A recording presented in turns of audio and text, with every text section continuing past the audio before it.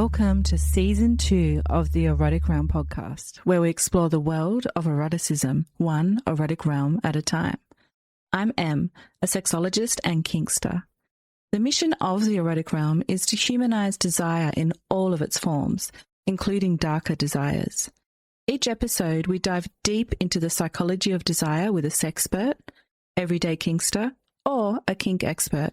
This is an independent podcast. To support it, please consider becoming a paid subscriber at psychologyofdesire.com, where you'll also find deep dives into desire and surveys that you can participate in. You can also sign up there to get the podcast delivered directly to your inbox when it's released. If you'd like to support the podcast, please consider checking out the brands that support the Erotic Realm. There's Firm Tech, whose tech ring offers fascinating insights into sexual health by tracking erection quality and nocturnal function. Splash Blanket, who create luxurious waterproof blankets designed for comfort, intimacy, and real-life messes. ProDX Health, who offer discreet, at-home STI testing. While Karoo and Lovents make premium pleasure technology, from couple toys to long-distance interactive devices. Then there's Lioness, who are doing something truly unique in sex tech, using biofeedback and orgasm data to help people better understand their arousal. I'm also partnering with Flow and Desire, science-backed libido support supplements designed to support sexual vitality and well-being.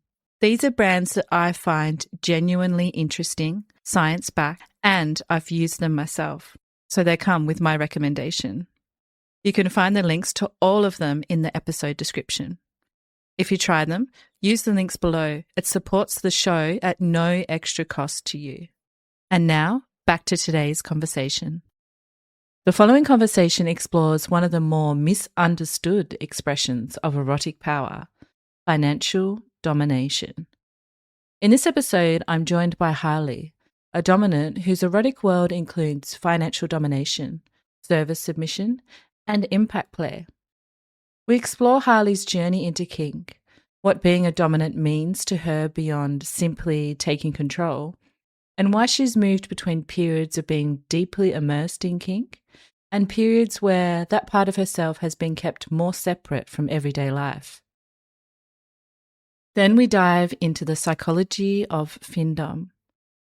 What makes giving or taking money erotic? Why can money become such a potent symbol of power, sacrifice, status, surrender, and control? And where is the boundary between consensual findom and financial exploitation? Ultimately, this is a conversation about money and kink, but it's also about something much bigger, integrating the parts of ourselves we may only have believed needed to remain hidden. Enjoy. Hi everyone, and welcome to the Erotic Realm. Today, I'm really looking forward to exploring the erotic realm of Harley. Welcome to the Erotic Realm, Harley. Hello, thank you for having me. Happy to have you. So to start us off, we always just like to get an idea of who you are outside of kink and sexuality. So what do you like to get up to in your day-to-day life? I am an artist through and through. Music, visual arts, poetry, short stories, dance. I think creative expression is like one of the more beautiful things about being human. And I try to practice something every day where I feel creative and intuitive and in flow. And I encourage other people to do so as well, which I think does bleed into my sexuality and kink persona as well. Cool. So let's talk about it. How would you describe your sexuality and your kink identity? Well, I'm bisexual, pansexual. I don't really care about people's bodies. I care more about the energy connection. And I have found in my time, I'm, in my mid-30s now, that I have a very natural dominant presence. At least I like to be in spaces that naturally allows me to be my very full, authentic self. Whereas maybe in vanilla spaces, I have to be a little bit less, right? So yeah, I would definitely define myself as a dom in many ways. I think that I like to feel very taken care of, and that can that like shows up in me, like being able to give directions and having people listen to that and have that be like something they actually follow through on, rather than say something in the vanilla world. Well, maybe people aren't listening, right? Or I feel like I'm in situations where people aren't listening or hearing me. So a little bit of how I kind of see myself. Same with, in the vanilla world, very nice all the time, very accommodating all the time. I get to let loose and release those filters with a submissive who enjoys degradation, where I can kind of let go and be my full authentic self, including the mean stuff, because I can be mean. That's a part of me, Yeah, I wanted to ask you about that because you mentioned about needing to be a bit less in vanilla settings. Did you Yes. specifically mean requiring to be nicer and less sadistic, or is there more to that you want to share? Yeah, I mean, there's so much I can go on about just how even gender works in the world, right? Sure. And so definitely having to be nicer, having to be more accommodating. A big one is not being able to fully speak my mind in, let's say, a work setting or any other vanilla dynamic. I maybe have to dance around my words a little bit more. Not that I don't in a session, but there's a lot more freedom with someone that I know is consenting to hearing even the worst of it, And we Yeah. haven't, continue. Oh, it made me think about throat chakra and how so much of what we don't say stays with us and stays in our body. So it really is like a clearing of energy when I'm able to be again in a flow state where I can and have the freedom to just say it all and not have to stop certain statements. Thank you for listening to that. Of course, of course. And you were talking a little bit about gender and how gender plays into these expectations in the vanilla world. We didn't really talk about how you identify. I was curious about your gender and how do you identify? Is it different in the kinky spaces as opposed to how you may be perceived in the vanilla world? Definitely. I feel like, especially when I was younger, I was way more, had my moonlighting phase, but I'm a lot more integrated now that I've matured. I identify as non-binary. I definitely walk around in the world presenting as a white woman on the street. So that's how I'm treated most of the time. But I identify as non-binary. I actually lean way more masculine, trans-masculine in my, just in my natural embodiment of who I am. And with that kind of comes dominant, right? Like in a traditional setting in this vanilla world, 1950s Americanism, because I'm over here in the States, men are supposed to be the dominant ones and like making the choices and being rough. And so not being able to do that in, let's say, vanilla relationships in the past, and now having the space to really let out my aggression and like feel really strong again with someone that I know is consensual and wants that as well. And you mentioned moonlighting. For people that might not know that term, can you tell us a little bit about what that means to you? Moonlighting is where you kind of live a double life. Like, for instance, there's Bruce Wayne during the day and then like Batman in the night. Okay. And so I feel like many people in kink spaces, they're one version of themselves at work during the day with whomever, and then they get to be a different version of themselves in kink spaces. So they moonlight as someone else. Okay, cool. That's a cool way of looking at it. I hadn't heard that term before. Oh, cool. So you identify purely as dominant. Is that correct? Yeah, I think even in my my most submissive states, everything is kind of flowy to me. It's still coming from a strong place of like, I am getting what I want and receiving what I want, which I think is true for a lot of submissives. But I feel more of that let go feeling in a dominant state rather than a submissive one. So what would you say are your top 3 kinks currently? What are you really into at the moment? Something that's always present is service, even in like what's that book, The 5 Love Languages type of thing. Like acts of service is definitely a way that I receive affection that gets me attracted to people. So that's something that has always been there. That never stops. Even in my most vanilla of experiences, there have been some version of acts of service or service submission or just contributing to my life, and it's something that eases me and lets me know that my partner cares and de-stresses me so that I can get into a state where we can be more intimate, right? And then also swinging all the way to the other side of getting to be basically someone's brain. And for me as someone who has a lot of thoughts all the time, it's kind of nice to take a handful of my thoughts and just put them into somebody else for a moment, So I'll be here and giving them very clear, succinct directions to where they don't have to think. And me, I get to take half of my brain and put it into somebody else for a moment. It's nice. That's a cool way of putting it. Yeah. Yeah. I'm sure you get it. There's a million things going on. If somebody else could just take these 10 thoughts and handle them, cool. Come back to me when you're ready for the 11th. Awesome. So service, and then I'm not sure what you would call that exactly, but service submission, right? Yes. Receiving service. Yep. What's the other ones? Always, this kind of goes hand in hand. For me, it's like the flip coin of service, but financial. I have been in so many positions in the past where I feel I was extremely taken advantage of financially, from vanilla settings, personal settings, familial settings, right? So it's something that's even, what's the word I'm looking for? It's a sensitive area for me. I can admit that.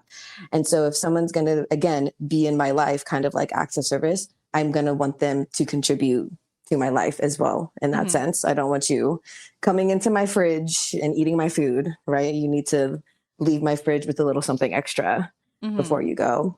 And I think that shows up in many different ways. People hear like financial domination or financial submission and think they get very scared very fast. And I'm like, to me, I see it happening all the time, even in a vanilla date where, let's say, traditionally a man is expected to pay for dinner, right? That's already kind of like we're building something. I'm showing that I can provide for you. I'm showing that I can add to your life.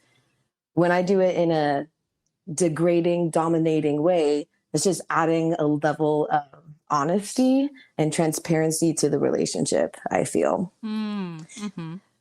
So yeah, those two. And if I could go for a third, I've always been a big fan of impact. I am sadistic in that way. I like to feel strong. I like to feel like I'm quite literally making an impact. I like to read people as well. It's something that helps keep me present, is being able to watch people and see where they're at on their scale of submission or of pain or whatever, So anything can be an impact toy if you try hard enough.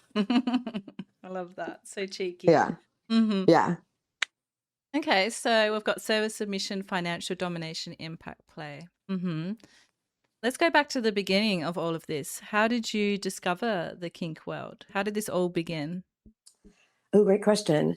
I would say for like fet life specifically, probably in like my early 20s, when I started dating a guy who already had a fet life, was very submissive. And he ran my fet life for a little bit because I'm not big on computers. But before that, just my own personal experiences with partners. I have always been, honestly, since I was a kid, like kind of sexual. Like it's never been something that I shy away from. It was always something that I feel like that intimacy was something I was seeking with partners. So the minute that an opportunity presented itself for me to try something new, I was like, yes, let's try it. I always say, let's try anything twice, because the first time you're nervous. So the second time you really get to make a good judgment, So I've had plenty of different things that I just tried impact wise and, things maybe even a little bit more dirtier, nastier than that. Same with group play, love, a big fan of group play as a bisexual. And then I really start to notice how my interactions with partners naturally fell and what made me feel good and what made me not feel good at all. And that's when I started to identify more as like, I think I'm really dominant naturally, and that empowers me and that heals me in a sense to have that space to be a dominant version, big version of myself, sometimes even the worst version of myself, right? And then, yeah, I've just found partners who were able to explore that with me. And it's been a lot of learning for sure. But now I'm in a place where, again, mid 30s, really sure and confident of who I am and what I want and what I don't want. And I'm in a pretty good place with that. We love to hear it. Mm-hmm. So before you identified more so as purely dominant, did you have other labels that you were exploring? Did you think, like, I know a lot of femme presenting people think that they're purely submissive at the start, like I did, because it's a role that they see a lot of women inhabiting in the kink scene, and then later discover they might be purely dominant or a switch. Did you have a similar journey with that? What was happening for you? That's a great way to put that, because I hear that's a pretty normal experience. It's funny, when I was very young, before I was really introduced to things and more open, I was kind of against, maybe a little bit more prudish towards sex because of that stereotype of like women are supposed to be more submissive, and that's how I'm perceived in the world and stuff like that. So it always made me very not interested. I knew I was sapphic at a very young age as well. And within those relationships, I was always more the lead. I wasn't afraid to start something or to ask or whatever. So I naturally found myself more in the dominant world. And then once it opened up to me that, there's this world of a bunch of deviant kinks, and one of those was like being a feminine dominant, it was like, oh, that's it. I love that. That's what it is. Because I like the perceived controversy, right? Of like, yes, I am dominant, but I'm also gonna look like a goddess at the same time, or even like look very soft at the same time. Like there's a lot of softness and dominance. Can you speak more to that? What do you mean by the softness and dominance? Well, everything is a push and a pull, right? So if you're hard all the time, there's not that yin to that yang where you're also being a good leader. I always feel that if someone is going to be with me at whatever level of submission and dominance, they should walk away from our experience feeling like a better version of themselves. Otherwise, I don't even know if we could call that dominance. I think if you're walking away feeling like a worse version of yourself, maybe there was some less consensual things happening, So my goal, at least, or what I found I feel best in, is being able to be a good leader, being able to have that softness when you need it, but also matching that with the correct hard energy as well. I think it's easier to receive that way too, if you know that someone's, it's easier to get to a level 10 smack of a flogger if you know you're going to be cuddled afterwards, And you said that you've spent periods extremely involved in kink, and then other periods of your life where you've been quite separated from it. Can you take us through that journey? What's been happening for you? Why have you been dipping in and out of the kink scene? So that's a great question. So there's the beginning, right? There's like sexual debut as a very young person. And I wasn't really in the kink scene, mostly just due to access, right? And then I discovered and explored. I definitely was an explorer for a long time before I felt confident in being like, oh, I'm a dominant. Yep. And then once I did kind of embrace that role more, I found it very easy to make it something I could do for nearly a full-time job. Like it was the only thing that I needed to do if I had the right clients and stuff like that. So I did that for a little over a year, still with some other stuff because I enjoy my life. Again, I mentioned my creativity at the beginning, and that's always been my focus. So for me, it was something to grant me the freedom to explore my creativity, to build something, financially supporting me through that creativity because I was working for myself. It was technically my first time like running my own business, being self-employed, like just being able to fully provide for myself solely off of the things that I put out in the world that come to find me. Mm-hmm. And yeah, that freedom was just the best decision I ever could have made. Mm-hmm. From there, I started to be like, well, I'm able to do this. I really challenged myself and thought, can I basically live a normal life? I think there was a point in my mid-20s where it's like, okay, I had all my fun, I had all my exploring, I did all my, whatever, all my bad stuff. Can I continue down the life path that normal people would want from me, right? Can I do the job thing and get the house thing and move on to white picket fence and everything like that? So I spent a good amount of time just away from the scene, just to see how I did and who I was without it at that point, because it did take up a lot of my time and energy. And a lot of the people around me were people in the scene, and I didn't have a big connection to vanilla spaces for quite some time. And it was really good. This is also the same time that I like stopped dating and just like was only going to be with me to, again, see who I am only with me, so that was for probably over a year, closer to 2 years dabbling. Now, what was your biggest learning in that period? Because it sounds like it was a really deep internal process that year. Yes. Yeah. Yes. That was great for me because I set up my whole life. I now am someone who like lives on my own, which is a 10-10 recommend. Everyone should live at their own at some point in their life. Lots of just personal healing for me internally, a lot of figuring out where I want to go based off of my experiences, really just trying to build my life and also get to know myself away from other people. Yeah. I had always, had lived with a partner, lived with friends, or just had lots of people around me. So getting to know myself was really important. I mentioned that softness earlier, and I don't think that same softness was there prior to this time in my life. Not to the same depth, I would say, because I created a deeper softness that I hold even for myself, and so therefore I can now kind of provide that better to more people. Within that was also a lot of travel. Love traveling. 10 would recommend traveling. Only want to do more traveling. And those interactions that I had abroad and also starting to come out of my shell again, even once I wasn't abroad and at home, was kind of reminded me of my younger years where I was exploring, but noticing kind of my natural dominance. And I was remembering basically how deep I went into that. And I told myself, I'm allowed to do this again. I've built myself up for me and I know myself better now. And I've spent time on my own.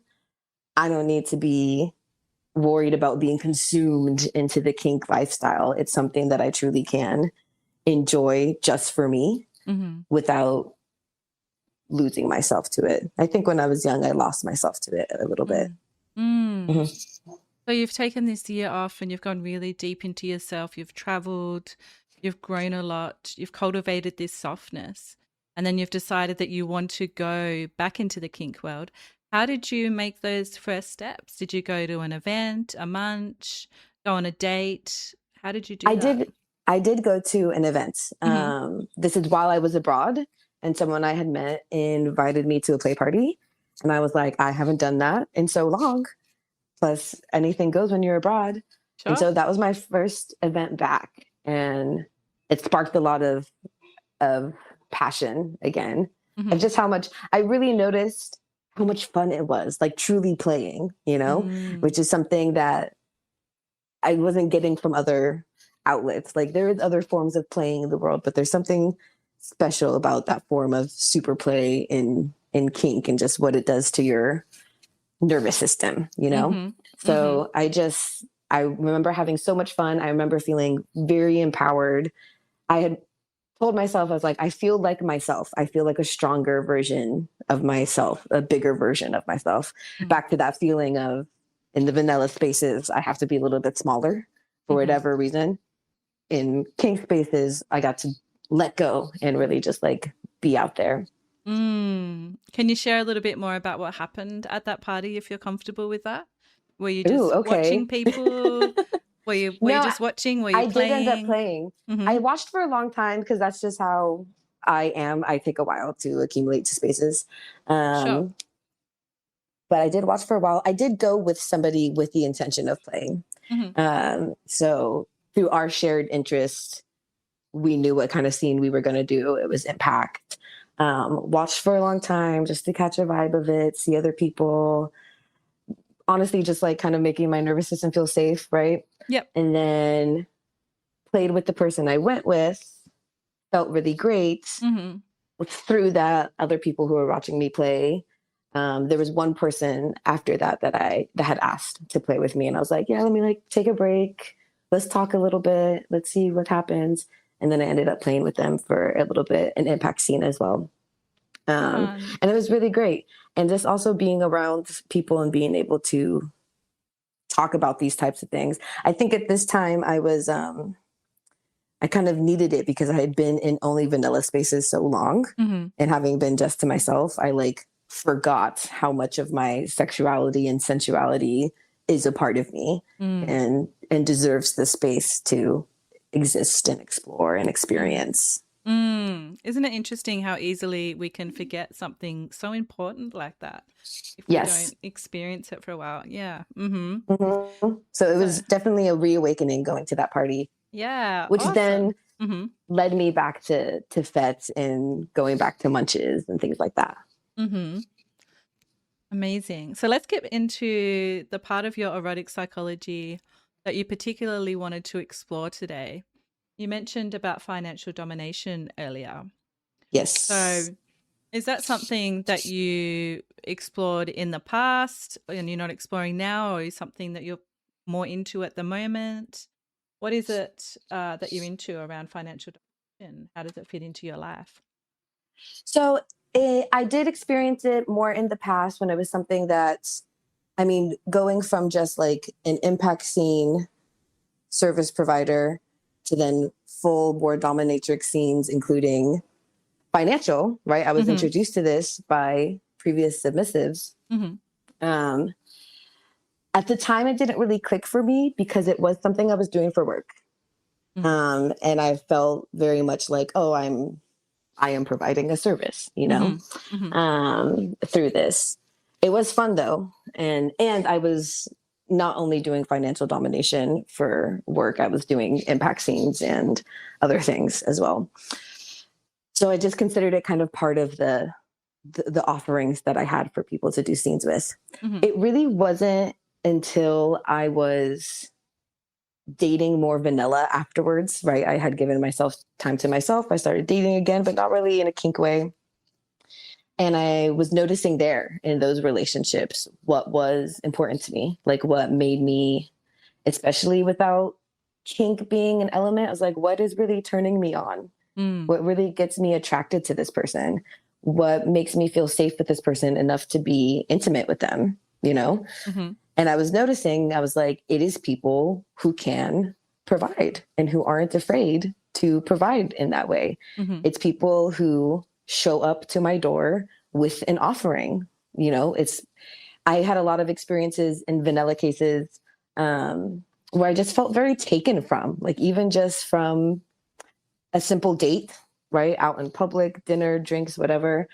Just through the energy and through the conversation, I felt like part of my energy was taken, right? Like they walked away with parts of my energy that I didn't have, right? They had a better time than I did. I enlightened them somehow. I gave them something to think about. I gave them more laughs. Again, just felt very taken from. And it's something I didn't like at all. I strayed from that.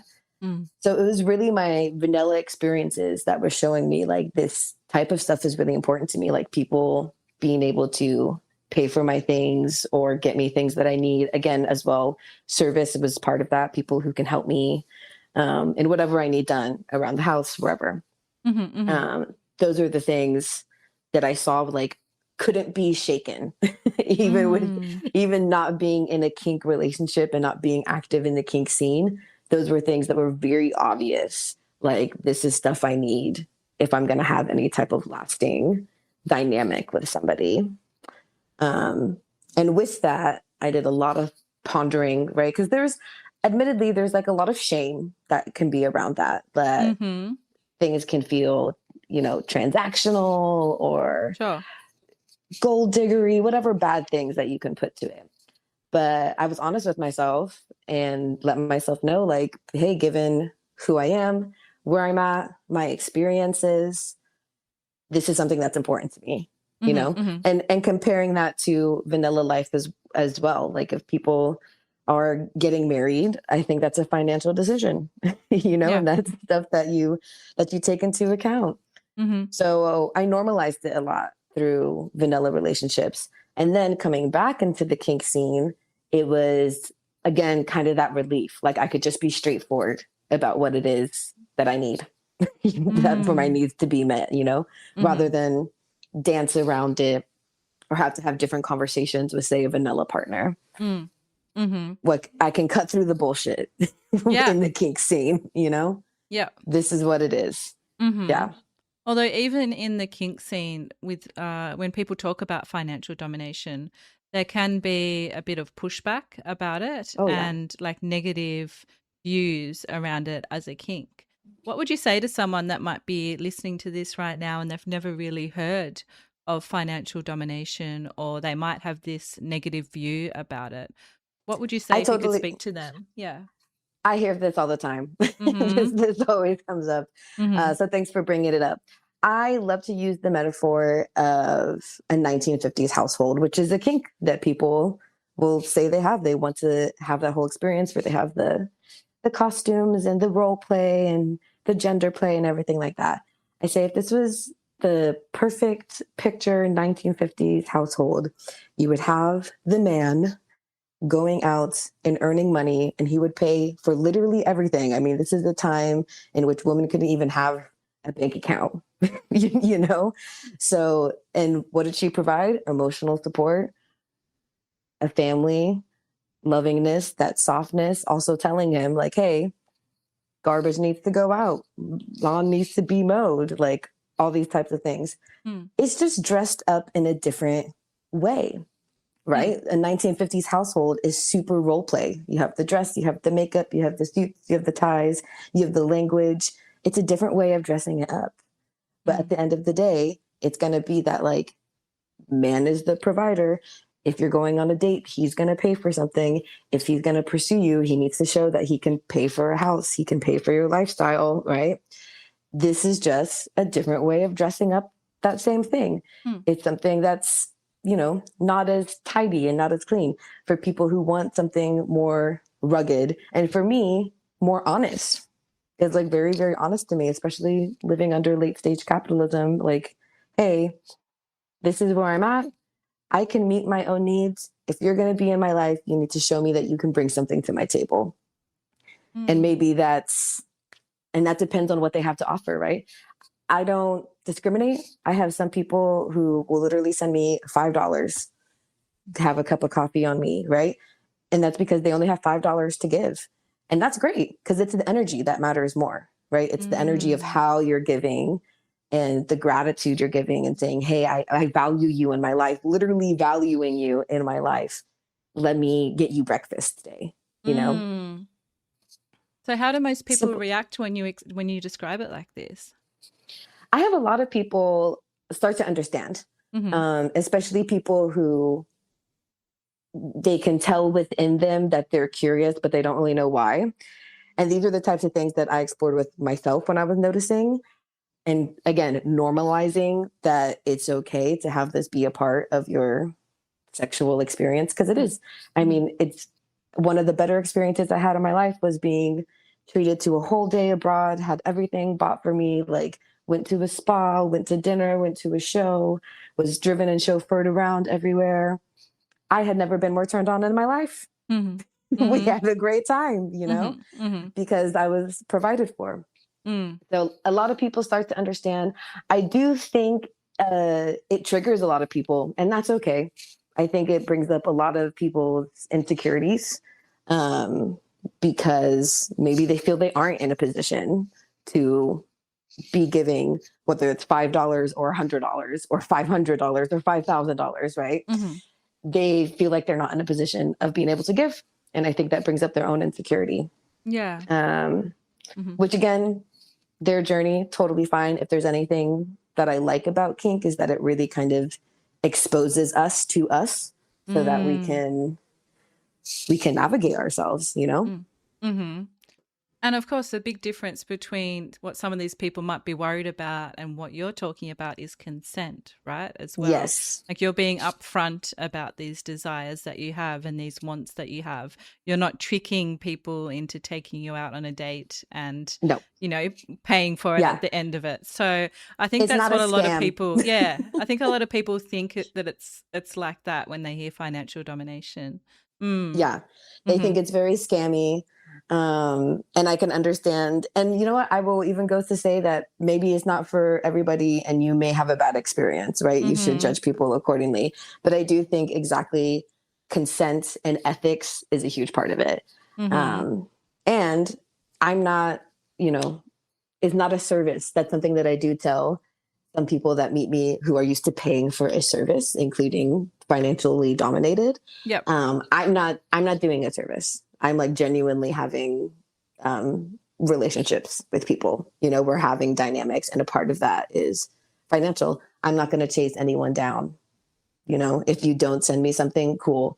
Will I not respond? Also, yes, because you showed me that you don't have value in me, so I'm not going to respond, you know, or you don't have the capacity to value me in the way that I should be valued.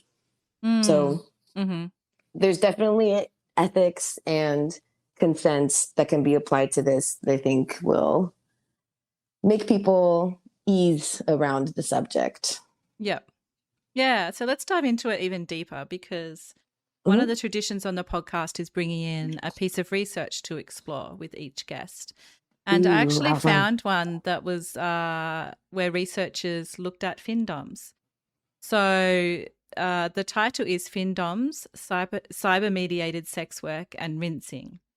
And the researchers surveyed 56 online findoms in the UK and the US. And they also conducted an analysis involving almost 200 findoms across money slavery websites on all of the internet. And what I found interesting was that the researchers described findom as existing along a kind of continuum. For some participants, findom was closely connected to BDSM and lifestyle identity, while also involving financial benefit. Whereas for others, it operated more as a form of commercial erotic labor. And they also found that findom wasn't necessarily reducible to sexual arousal, which a lot of people think that it is as well. And that some of the interactions were much more psychological and centered around relinquishing control for an agreed period. And they also explored things like how boundaries were negotiated and maintained.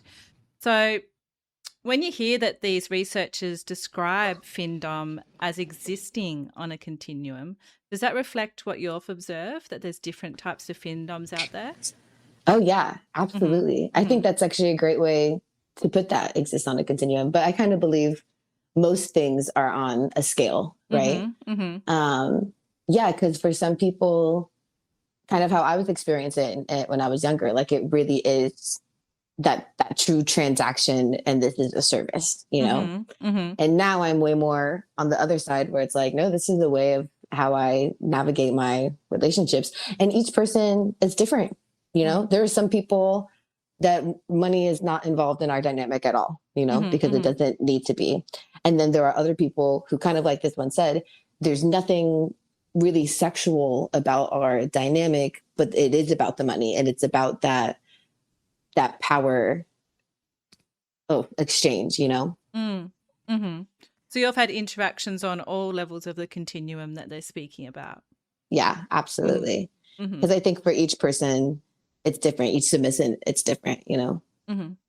Depends on what they're seeking as well. So like for me, if someone were to message me right now, be like, hey, I'm interested in being a financial submission. One of the first things I would ask is their budget. You know, like, what are Right. you comfortable giving, you know, so that you don't have fear in letting go, you know? Mm-hmm. And then Mm-hmm. we go through like, how do you want to experience that being taken from you? Does that need to be in steps? Do you want it to be one big go? It's kind of like impact, honestly. Mm-hmm. Like, are we going from each level of pain, 1, 2, 3, 4, 5, 6, 7, 8, 9, 10? Or do you want to like start at a 5 and get to an 8 real quick? You know, Mm-hmm. it's all about what type of experience that we both want and feel we can provide for each other. Yeah, that's a great way of putting it, because I think people that haven't explored the concept at all might just think that it's, someone like yourself telling someone, send me this amount of money, and that's it. There's no negotiation or Yeah. communication, as you're describing. Mm-hmm. Mm-hmm. It's mostly communication, I feel. In fact, I think a red flag for me is if someone were to message me being like, I want to be a pay pig, right? And they are not able to communicate about their boundaries or needs at all. I like won't respond. That's a red flag to me. If you don't want to have any responsibility in your own experience and scene, no. Do you have any other red flags that you look out for, or is that the main one? That's a big one. That's the one I see the most, is I think that people, it's kind of like anything else, they get very excited about what could be in their fantasy, but haven't thought through the practical part of making that a reality. And I will often pose questions like that, saying, okay, if this is something you really want to experience, we need to know your budget. We need to know what makes you triggered, what's going to be too much, what is the experience you're looking for, what kind of things do you want to hear, do you want to hear anything at all, you know, do you want to be ignored until a certain point? Yeah, so if they don't have answers to those questions, I tell them to go figure that out first. Yeah, it's really good to hear that, because I'm sure that just by you explaining your process, you're probably opening up people's minds to the idea of what financial domination actually is. Yeah. So I think there's an innate, like, yeah. just kind of, I wish I had great words to explain this. I'm going to find it, I promise. Yeah, go for it. I think they're, in the same way that, you know, I know that I'm gay, I think there are some people who know that they need to provide. You know what I mean? And it's hard to find an outlet for that, especially depending on the context of their life. So for them, it's like they're truly returning home to who they are by just having the relief of like, here, I'm just take it. You know what I mean? I need this off of me now. I don't need to be holding this much, including money. Just take it. A lot of the people in that situation, I find, often just want the safety and confirmation that they're giving, for lack of better words, like someone who feels worthy giving to. You know, they want to know that it's going to somebody who's thought about consent and ethics behind this, you know, and doesn't just see them as a number, you know. Sure. Yeah, you put it well. Thank you. Thank you. So, as part of every conversation, I ask my guests to bring along something that's influenced their erotic realm. What have you brought along today, and how has it shaped your eroticism? Thank you. I did see that question. And I wonder if anyone has said this. It might be a little cheesy, but it's the first thing that came to mind. We love cheesy. The old show, it was a British show, Secret Diary of a Call Girl, of a London call girl. Oh, I don't think anyone said it, but yes, I know it. It's so good. Okay, well, Yeah. I'm glad to bring it to the episode. I love that show so much because, yes, she's a sex worker, but it's so clear in the show that it's because she wants to. You know, it's not like so much other media is like people are sex working because they have to. This is more like this woman would be this way no matter what, even if she wasn't getting paid for it and like had a job wherever how she's supposed to in a vanilla world, she would still be this naturally very sexual person and sexually empowered person. And just having that representation, especially when I was very young and in my exploring stage, I was like, that's how I want to be.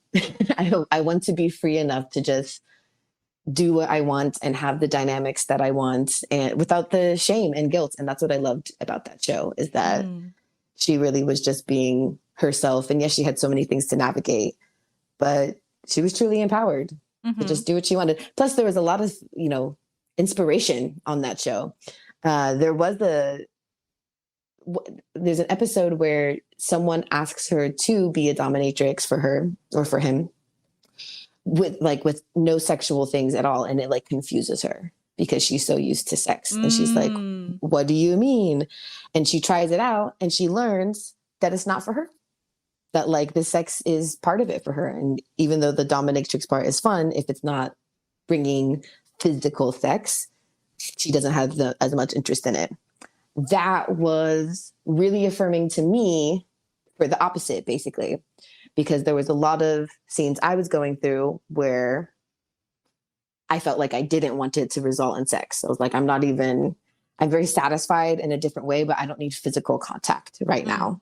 And so to hear and witness, even just in a show, that someone had the experience of, no, it has to be sexual for me, and she's dealing with a client who doesn't want it to be sexual, I was like, okay, this is a real thing. Kink can be kink outside of sexuality, physical sex, right? Yeah, that was a great show. It's an eye opener for me, that episode. Yeah, and it was quite ahead of its time because it's pretty old now, isn't it? It would have been in the early noughties, I think. Yeah. Yes. Okay. I'm really curious to hear your answer to this one. If you're going to describe a sexual or a kink experience, but I always ask people to share a peak erotic experience that has really stayed with them. I alluded to one earlier. Sure. Yeah. Do you want to go a bit deeper into it? Yeah, we can go deeper into that. This is when I was abroad. And so I was just starting to I had already been to the play party. I was back on FET, traveling around. And in one of the cities I wanted to go to, I just posted. I was like, hey, I need a ride and I want to go explore this city. And I'm a dominant, and it would be great if there was just like a submissive who wanted to treat me for the day. And it's funny because while posting that, I had no sense of anything sexual physically happening that day. It wasn't my intention at all.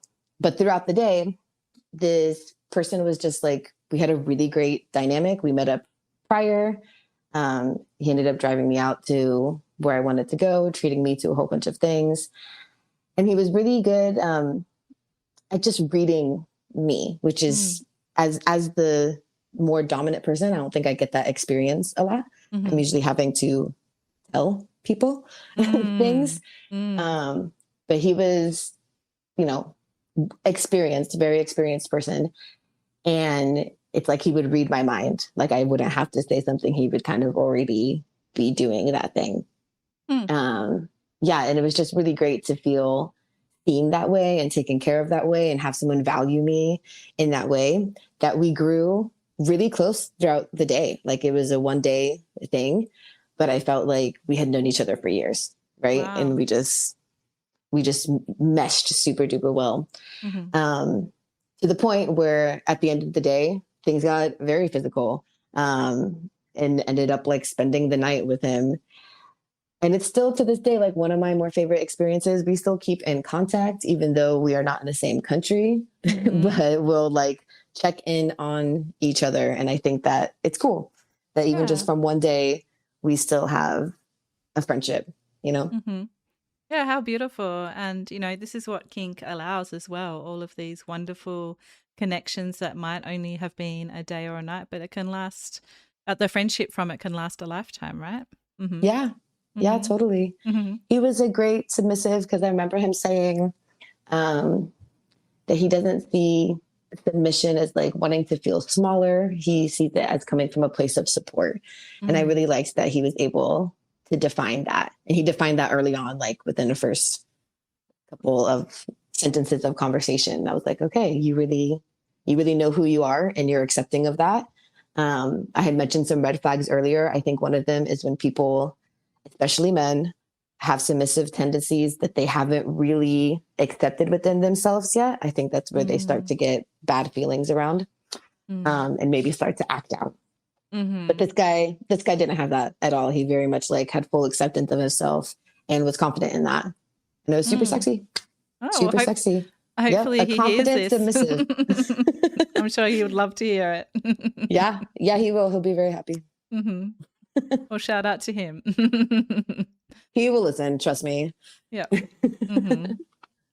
And what about the future? What's something about your own dominance or desires that you're still curious to understand or explore more deeply? What's something that you're looking forward to? Ooh, that's a great question. I have become, in the same way that I spent a lot of time with myself and accepted my dominance more, I've also spent a lot of time with myself and realized my natural tendency towards non-monogamy, which is something I've always dabbled in since I was very, very young, since my first relationship, honestly. But now I'm doing it from a solo perspective and like actively not choosing any type of primary partner or anything like that. And I'm interested to see where that takes me. I've been telling people that I'm basically kind of just filling a Rolodex of people. And I think my vision is to have kind of this web of people that I feel connected with and supported by, and I support them, and just see how that community forms. Well, that sounds exciting. A lot to look forward to. Yeah. And you said that one of the things that you hope someone listening to your story today gains from this conversation is a step towards their own self-acceptance. So for someone who's listening who might still be keeping their erotic self separate from the person they think they're supposed to be, what would you want them to hear? It's a great question.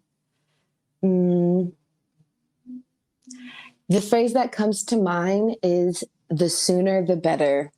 The sooner you are able to explore yourself, whatever, if that means through relationships, if that means by yourself in nature, by yourself journaling, the quicker you get to know yourself, I think the quicker you'll be able to accept yourself, and you'll feel happier gaining that time with yourself.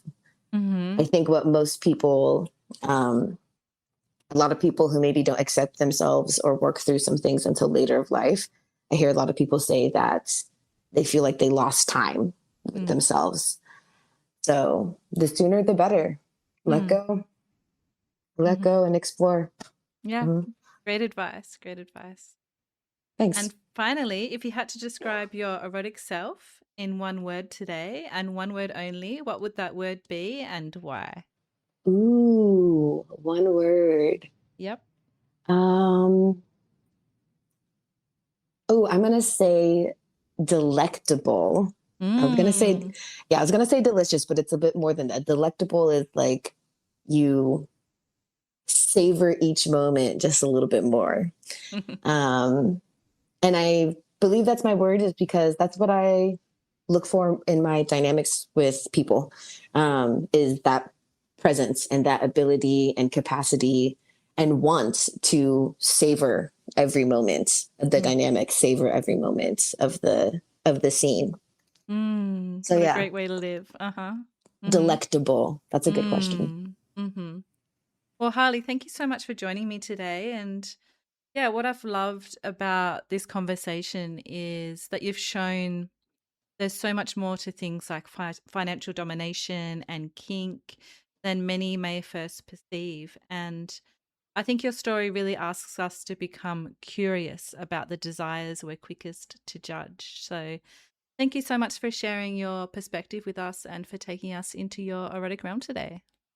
Thank you so much for having me, for holding this space. Great conversation. Thank you again. I'm Em, and this has been the Erotic Realm Podcast. Thank you for listening to this episode of the Erotic Realm Podcast. This is an independent podcast, and if you want to see more episodes made just like this one, you can support it at psychologyofdesire.com by becoming a paid subscriber. and entering the realm with many other supporters. The mission of the erotic realm is to humanize kink and desire in all of its forms, and we can't do that without you. So until the next time, stay perverted.